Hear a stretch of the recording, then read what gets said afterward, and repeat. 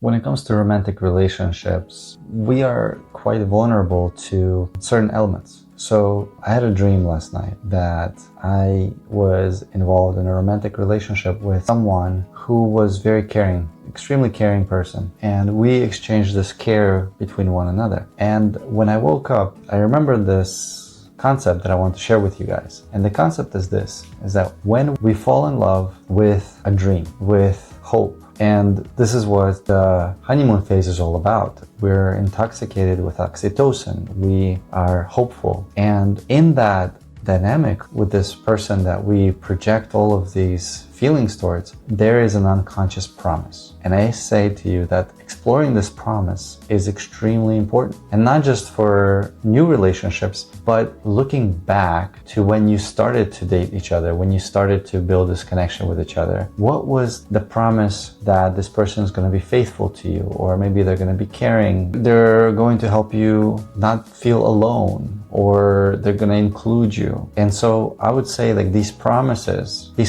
come from the inner child. And the inner child is full of hopes. And bad things happen sometimes when we're little, and we get disappointed and we get let down, and we are sometimes not seen, and sometimes we are rejected and abandoned and all those things. And so then this hope, this innocent hope inside that starts looking around and is looking to find familiarity in someone to fall in love with and to project this promise of this relationship, the promise to get what you didn't get, you see? So the question I pose to you is that if you're in a relationship and if something isn't working so well, let's say, or maybe you want to go deeper, or maybe you're about to date and get into a new relationship, what is the promise that this relationship either promised you when it began, and maybe the person didn't meet those promises, meet up to those expectations, and sometimes it feels like a disappointment. And it brings up that old hurt from the past. And sometimes, when we don't realize it, we project those resentments onto our partner, who probably never made those agreements to begin with, or maybe even never knew about those unspoken promises that the relationship they were stepping into had promised you.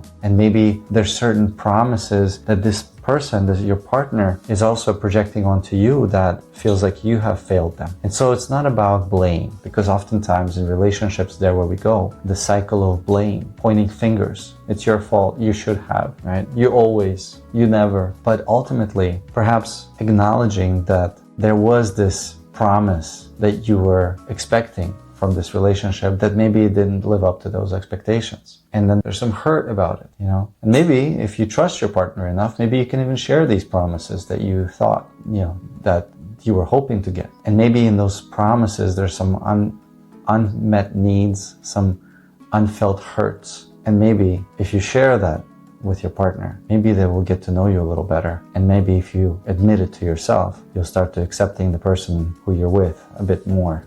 Maybe giving space to feel through some of those disappointments, most of which happened a long, long time ago.